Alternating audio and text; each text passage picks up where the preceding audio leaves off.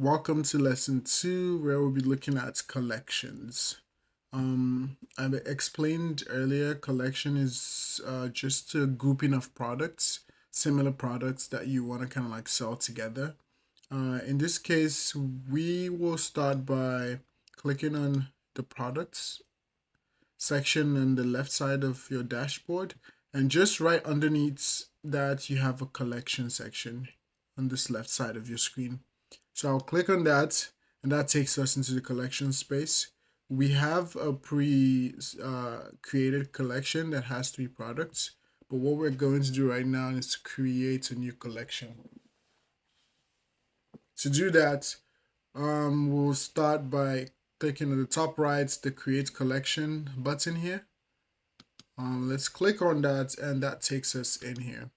I'm trying to create a collection for the ring, the 2 products I just added, the ring sets. The name of this collection, I'll call that the Pfizer ring collection. So now I want to use this collection to house the ring sets I just created.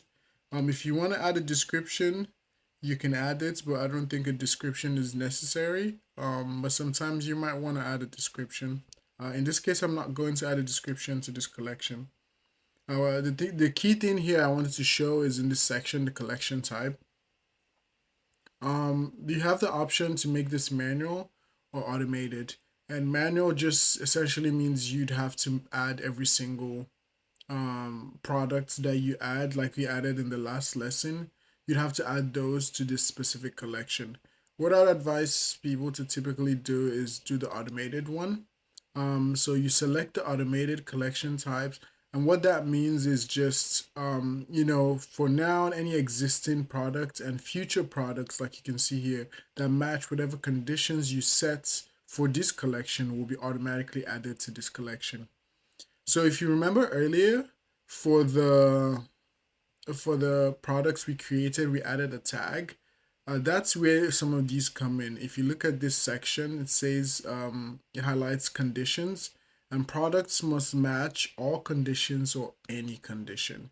In this case, let's say we want to say match all conditions. So I would say product tag. There's also multiple options here: title, type, category, vendor, but we're going with tags. I typically go with tags. Product tag is equal to ring set.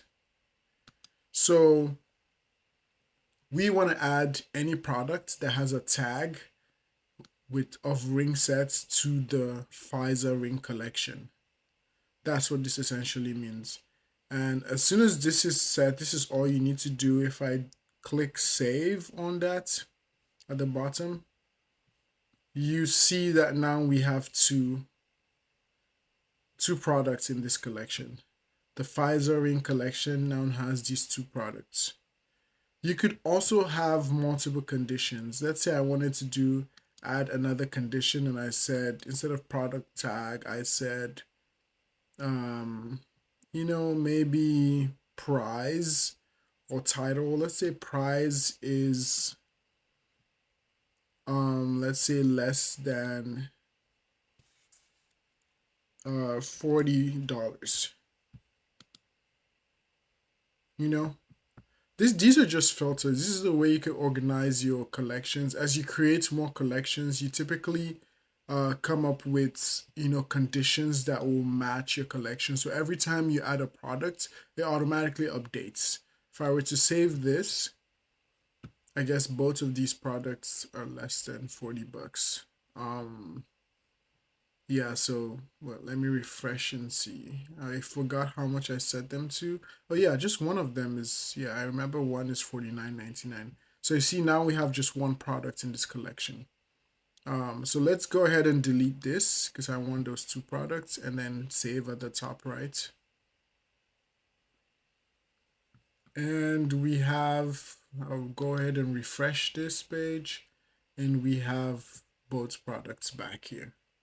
So another thing I wanted to call out with collections is you could also sort your collections by title, by the highest price, lowest price, That just means like the way your collections appear by default. I'd advise to always go with best selling, so your best selling products kind of like show at the top. In some cases, you'd have to switch products around. Let's say you have multiple products and you wanted one to be at the top or something like that. Sometimes you just switch things around, like newest versus oldest, and just just things like that. But I typically go with best selling because you want your best sellers to be at the top of your collection page. Um, Now that this is done, also make sure that the sales channel, like I showed you on the products, is all selected to. Select all these options from the online store, POS, and shop. Make sure those are selected. And if you wanted to add an image at the top of your collection, you could also do that. Add a specific image if you wanted. I'll show you what that looks like, but I typically don't add images. I want to keep that page simple. When I mean simple, this is what it should look like. You could come here for the collection just to preview it, like we previewed the product. At the top right of your screen, you see where you have the view. All you need to do is click on that button and it kind of opens the page. Oh yeah, this is not. This is still behind the password. Okay. 1 second.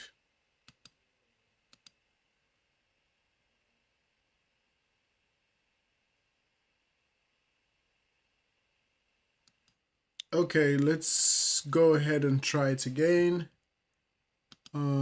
So view, and that's it. That's what the collection looks like. So we have the Pfizer Ring collection, hover switches. I can click on this and it takes us to the product page.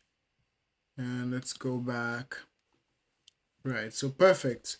We have our collection set, and every time we add a product and we add, this ring set tag to it, like I showed you on the products creation lesson, it automatically populates on this in this collection. So that's how you kind of like organize your collections going forward.